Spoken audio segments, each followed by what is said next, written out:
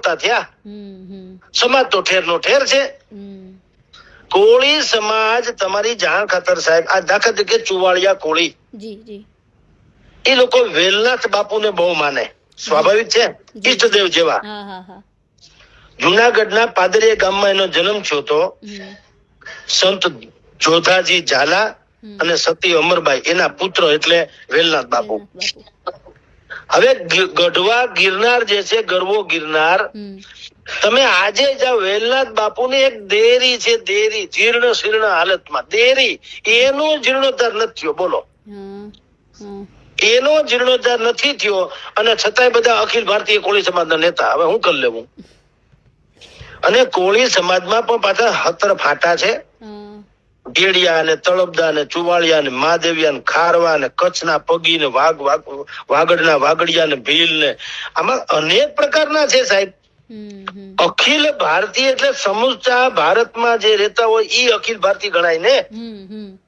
તો બધાને તો તમે રાખતા નથી. જો હીરાભાઈ સોલંકી જે છે, એનું જેનું નેતૃત્વ કરે છે, એમાં મોટા ભાગના તળપદા છે, મોટા ભાગના. થોડા ઘણા ચુવાળિયા છે, પણ થોડા ઘણા કુંવરજીભાઈ બાવળિયા છે, એમાં કોળી સમાજ છે. પણ જે ચુવાળિયા કોળી છે, એનું બિચારાનું ક્યાંય કઈ બહુ લાંબો મેળ પડતો નથી. આપણે લેવા કડવા જે છે ને, કડવા બહુ પાટીદારો તાકાત વાળા છે. ઓલી તમાકુની ખેતરો ઉત્તર ગુજરાતમાં રાખે છે, ઈ તો એના જેવું છે આમાં પણ. કે તળપદા કોળી છે અત્યારે આખી કોળી સમાજમાં. ચુવાળિયા કોળીના નામે તો એક ચંદુભાઈ સિહોરા જે છે, સાંસદ સભ્ય સુરેન્દ્રનગરના, એને બાદ કરો તો કોઈ રાજકીય ધારાસભ્ય કોઈ નથી. આ એકલા હમ ખાવા પૂરતા. અને ઓલી કો તમે જુઓ તો હીરાભાઈ થી માંડીને કુંવરજીભાઈ ને પરસોત્તમભાઈ એવા બધા લોકો છે. કોઈ કરતા કોઈ કોળી સમાજની મૂળ સમસ્યા છે, એ સમસ્યા સામું જોતા નથી. આજથી 10 વર્ષ પહેલા કાળુભાઈ ડાભી નામના કોળી સમાજના અગ્રણીએ ગાંધીનગરમાં 35 લાખ રૂપિયા હોલ બનાવવા આપ્યા હતા, જ્ઞાતિની વાડી બનાવવા. એ ચારણીમાં પાણી નાખો ને ચારણી છલકાય નહીં, એમ 35 લાખ ક્યાં ગયા રાજા રામ જાણે. કાંઈ થયું નથી. બોલો. એટલે તમારી જાણ ખાતર બેન, આ સમાજમાં જે નેતા થઈને ફરે ને, ખાલી આ કોળી સમાજની તો વાત નીકળી એટલે હું અત્યારે કોળી સમાજ નું કહું, પણ આ બધાને પોત પોતિકા સ્વાર્થ છે, પોતાની જ વાત છે સમાજના નામે.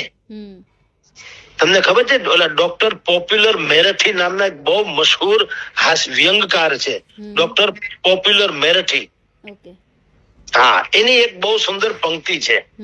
એ આવું બધું સમાજના જે નેતાઓ થઈને ફરતા હોય ને, એને લાગુ પડે. એ કે ये सच है कि नेक नियत कभी थी न है न होगी. ये सच है कि नेक नियत એટલે સાફ દાનત, नेक नियत कभी थी न है न होगी. मेरे काम में शराफत कभी थी न है न कभी होगी. અને મુझे नाज है अपने फन पर, પાછા તમે જુઓ તોય કેવા મુझे તા દે કે मुझे नाज है अपने फन पर कि मैं जेब काटता हूँ. मुझे नाज है अपने फन पर कि मैं जेब काटता हूँ. मुझे मांगने की आदत कभी थी ना है ना होगी. બોલો. હવે આ